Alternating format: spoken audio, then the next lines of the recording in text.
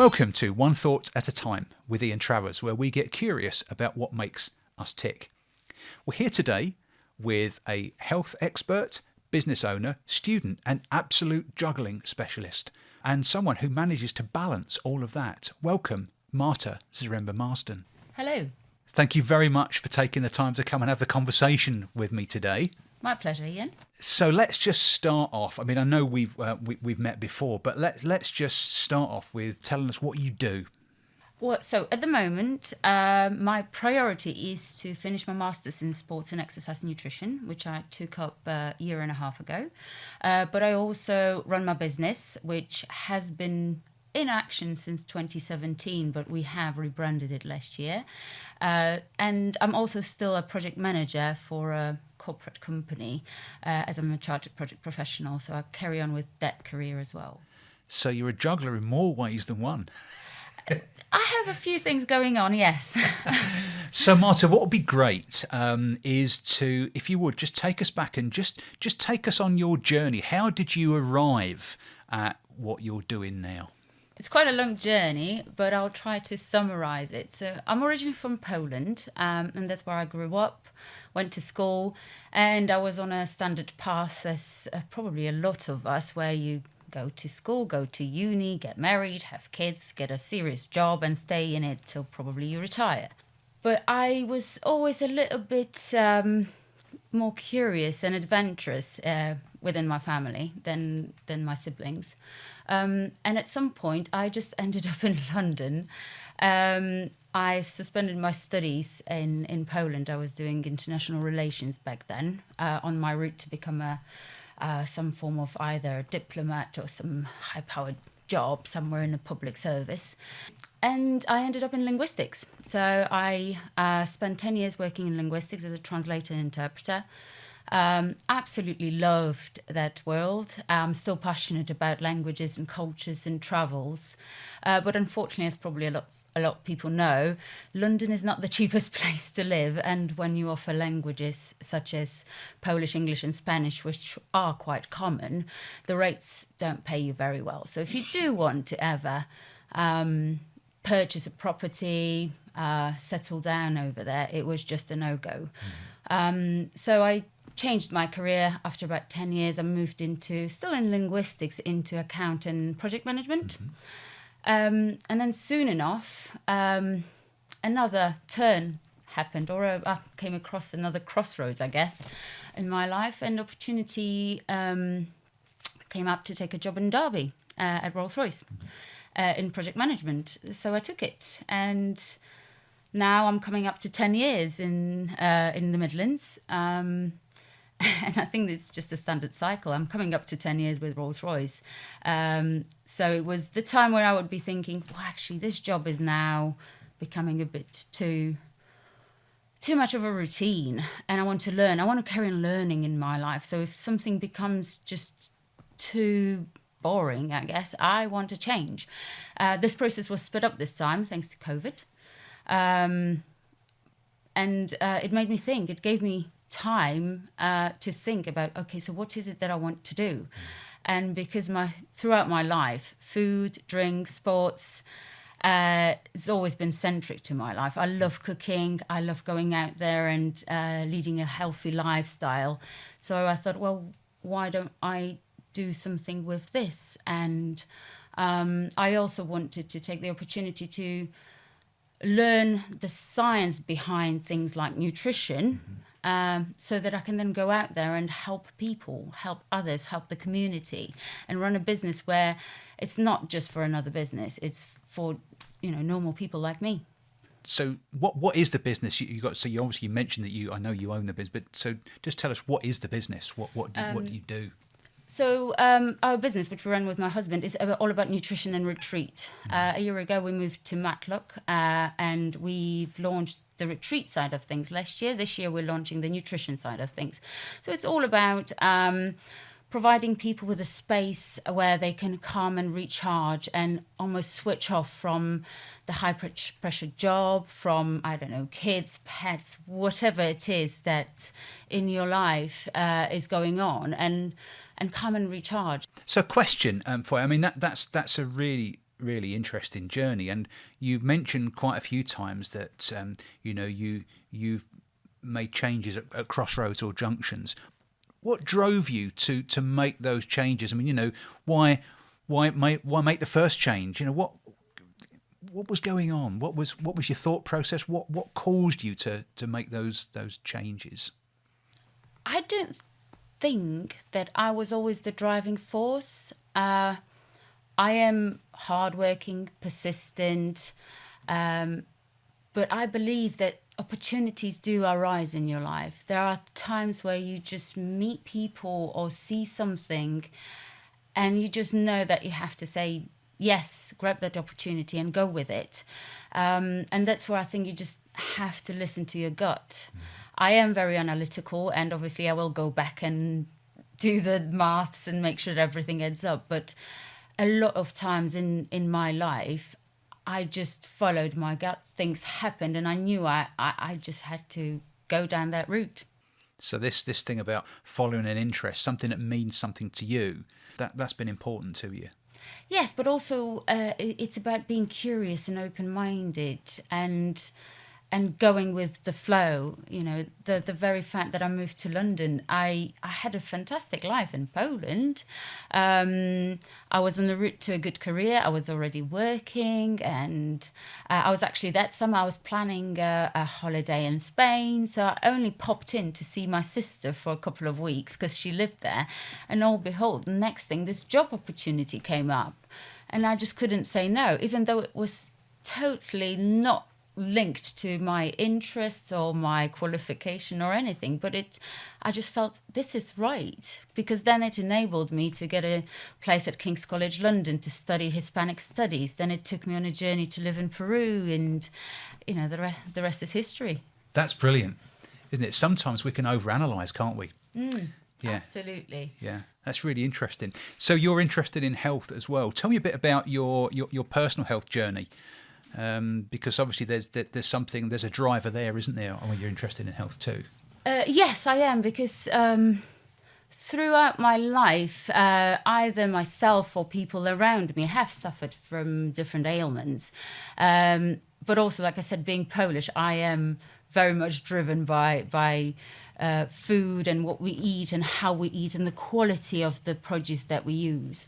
So there was obviously the interest in food, as well as things like my own health. As a child, I was a chubby child, which obviously attracted some I shouldn't say interest, but more of a disapproval from my fellow students.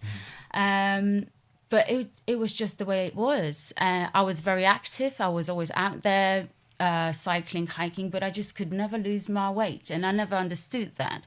It was only in my 20s that I started paying attention more to how I eat, what I eat. And it's not that I wasn't eating well, but Polish staple diet is bread. Right. And it was only in my 20s when I started doing a bit of a food diary and analysing how my body reacts to what I eat. I've realised that clearly this isn't good for me. And I don't want to say eliminate anything from your diet, because that's not the way forward. We should never eliminate a single food group. But I know that I need to avoid bread, especially white bread, because my body doesn't digest it as well. And that applies to everybody, because as we grow old, our digestive system and our makeup changes. So with age, the enzymes that we have in our body changes, and the way we digest certain carbohydrate is altered. That's why you have a lot of cases of celiac disease being diagnosed in that time. So yes, on my to-do list is probably go and get some tests done. I don't think I'm celiac, but I could scientifically then go and prove, okay, this is why I shouldn't be eating that much bread. But it's sufficient for me, and I think for anybody out there, just to pay more attention to what you eat and how your body reacts to it, to help yourself. It's interesting. So there's obviously a part of your analytical mind there is obviously, getting interested in that, because there's so much. I mean, particularly on the what we eat front, it's very topical, isn't it? And there's, advice tends to swing from one extreme to the other. Definitely. I mean, there is so much out there. People tend to Google everything these days, and there's so many fad diets and, keto, paleo, this and that and the other. And it's not that they're not scientists. Some of them are doctors, but it's taking everything with a pinch of salt. I'd say. Literally. Literally. And what about you? You had a serious accident as well. As that sort of played a role in your sort of health journey as well? Yes, for sure. Like I said, myself and my family seems to be prone to accidents and all sorts of things. And I think, well, my mum died when I was 18, and she was very young. She was only 51. And that kind of drove as well my journey, make sure that you look after yourself, make sure that you do the right things by you. But when I was still living in London in my 20s, I was again still doing a master's and working, cycling everywhere, trying to be really healthy. And, I used to do like 35 miles a day on a bike. But you still wanted to have friends and party and go out. And at some point, my body just gave in. So I ended up having an accident. I had a head injury, and I ended up being basically out of action for about 3 months. And then I was advised, you should have a pacemaker. And I'm having a brother who's a surgeon who was also like, you must have it, even though it was just advisory. I agreed to do that. But I knew that it was caused by the fact that I naturally have a very low heart rate. And then what I eat and how I eat and how I exercise, when I eat, how I hydrate myself, it all played a part. Right. So again, with time, and it was after I've moved out of London, I paid more attention to what I do. And actually now I'm on a journey of getting rid of the pacemaker, because I haven't used it in the past 2 years, which is fantastic news for me. And it just proven the fact that by staying hydrated, making sure that I've got enough fluids consumed in a day, that I don't have a day without food or less food, because it's all about regularity within your body. So I have to make sure that I eat regularly, that I eat quality, that I don't dehydrate, that I do avoid certain simple carbohydrates in certain circumstances. If I do drink alcohol, I drink the same amount of water. So there's all those little things that I tweaked as I went along, and I found that basically it's all manageable. And I think it's just a fantastic showcase. One of showcases that I can give you to prove that a lot of the illnesses and diseases can be prevented just by making small changes to your lifestyle. So yes, I mean, I can quote quite a few. My husband, he's got a chronic lymphocytic leukemia, and he suffered from GERD. He was on medications for a long time, but just by changing the way we eat, he no longer has to take medication. It's fascinating. It's one of those subjects where you only need to go onto the internet and YouTube, and there's lots of people who will talk about this in courses. But I find it really fascinating hearing you talk about it, Marta, because you're coming at it from point of view as this has happened to you and the people around you. So it's not that you're sort of reciting some theory here. You've researched it because of your but you actually say, but it works, and this is how I've tried it, and I think that's really, really important. Yes. I think it's important to have this experience as well as the theory. And that's why I went on to do the master's, to have the science behind what I've been doing throughout my life, to be able to tell people that actually no, there is research on this and it is advisable to do X, Y, and Z. But actually, there's so many middle-aged people out there who are suffering from reflux, from GERD, from pre-diabetic states. So I know for a fact that a lot of it can be mitigated or prevented if only we paid a little bit more attention to our nutrition, our exercise patterns, and our lifestyle. That's brilliant. Fantastic. Talk a bit then about the differences between physical and mental health, and how that kind of goes together or interacts as well. It's all very much interlinked, and I'd say, obviously physical activity is extremely important. Our bodies were made to move. We were made to sit 12, 10, 8 hours in front of a laptop. And I certainly suffer from it because at the moment I spend the majority of my time in front of the laptop, and I get to the point where my body's screaming, please move a little. So certainly we do need to move. We don't all have to be professional athletes or do Ironmans or run marathons, but it's important to move. If you do have a sedentary job, yes, every hour, get up, do a 5-minute walk. It is really, really important. But I think even more important is your mental health and how you prioritize and action what you decide to do. Because if you want to run a marathon, you can train your body to do anything. But if you don't have the will and the reasoning behind it, it's not going to happen. Yeah. It's like, I hate running, and I know I don't run because I keep telling myself that I hate running. But I bet you tomorrow, if you said you're going to train for a marathon, I could go out there and train to run a marathon. But I simply don't want to. Yeah. Because I find it boring and it's not for me. Yeah. So, and when you speak to athletes, professional athletes, they are training day in and day out. But if on that day where they're in a championship or Olympics, if on that day there's something not quite right in their head, when they feel not ready, they feel anxious, it's just not going to go well. And you hear so many interviews just confirming that. So your mind has to be there, and the body will follow.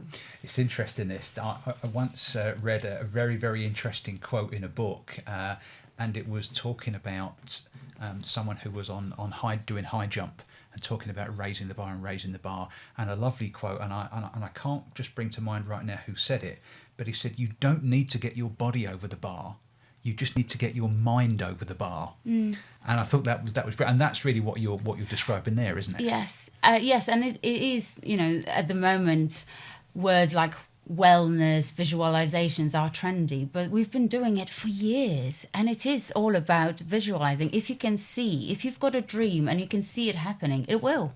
And I guess the converse is that proves that it's true as well, is if you don't have a dream and a vision, it won't. Yes. Oh, absolutely. If you put a blocker in, it's another story. I love doing yoga. Until today, even though I've been doing it for years, I cannot do a handstand. And I know it's because as a kid, when I was chubby at school, kids were making fun of me because I couldn't, because I was just too heavy, couldn't do it. Yeah. Till today, I know I've got a block in my head, and I just will not do it. Yeah. At some point when I've got more time, more headspace, I'm sure I'm going to be, I am persistent or stubborn, as some say, so I will do it. But it's just because at the moment I know I've got this mental block, and I will just not do a handstand. Yeah.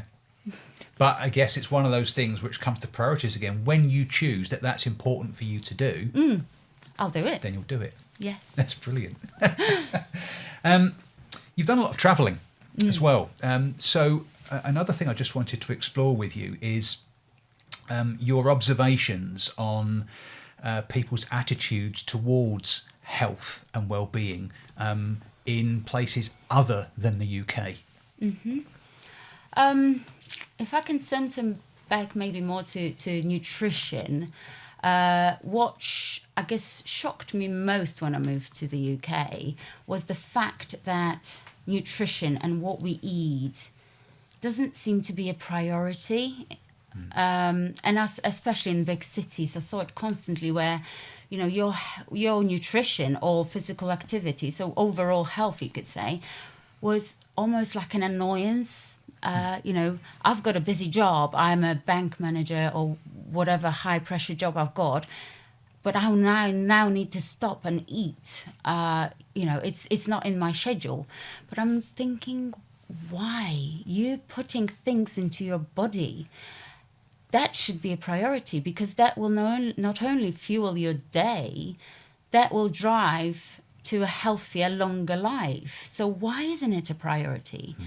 Because when something goes wrong with your health, that's it. No matter how much money you've got, you're not going to get it back. Yeah. And you go to other countries, throughout Europe, continental Europe, you find people where it's all about life revolves around food. You know, where I come from in Eastern Europe, life revolves around food. You'll pop in to see your neighbour and you'll end up almost with like a banquet, because there is always food and drink associated. It's a celebration. And by default, you eat quality. You've got markets. People cherish what they eat and what they do to their bodies. Obviously, it's changing. You know, McDonald's end up everywhere in every country, but yeah, there is more of a priority and attention paid to nutrition and exercise and healthy living. I think it's changing. Yeah. It's obviously changing now in this country, but that shocked me to start with. I mean, I must admit, if I think back to my time in the corporate world, it was typical for people to eat their sandwiches at their desk. Yes. You know, and probably carry on. Yet when I travelled quite a lot at that time, and I remember quite vividly spending quite a lot of time in Italy and in Germany, and so, but it's lunchtime, and everyone would go to the canteen, and it was great food. Yes. And it wasn't then just the nutrition. It was people were networking, people were talking to each other. So I think all of that, you know, it's maybe a false economy, isn't it? I'll just rush my sandwiches and get on with the job.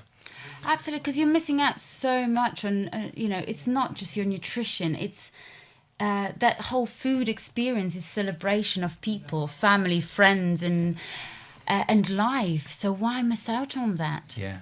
I think that's brilliant. I love that.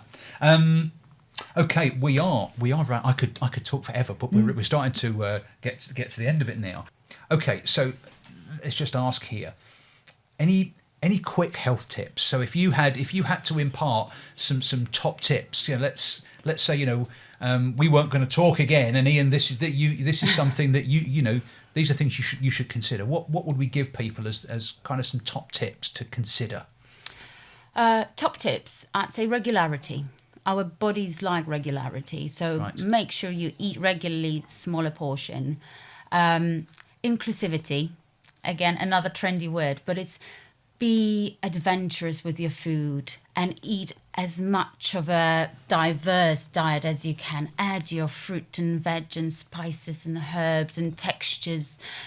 You know, grains, legumes, just make it exciting, not just to, you know, make it a celebration of food, but it will help you moving forward. Again, things like our taste buds in our mouth, the number of them diminishes with age. Right. So you need to make food exciting to carry on eating. Right. So start now, be adventurous, go out there, try something new every day. And, you know, don't exclude any of the food groups. There is goodness in everything. And never beat up yourself about having, I don't know, a greasy burger after a pub visit. Because, you know, like I said, there's goodness in everything. And it'll cause you more mental, I guess, stigma if you be beating yourself up. Oh, because I just had a whatever. So varied regularity, and don't beat yourself up if you do eat something that is perceived as being bad on one occasion. Yes, great summary. Yeah, fantastic. There's one question I have to ask you. I ask this of everyone. Okay, imagine you could time travel. And think about, you had the ability, you could write yourself a note and put it in an envelope and put it somewhere that you would find the early career Marta. Knowing what you know now, what would you write in that envelope for you to discover? I'd say believe in yourself more, because that's one thread throughout my life till today, that I don't have enough belief in myself and in what I am capable of. And what an amazing journey. An amazing journey. Marta, thank you ever so much for coming along. It's been, I could carry on talking for ages, but thank you very, very much. Thank you.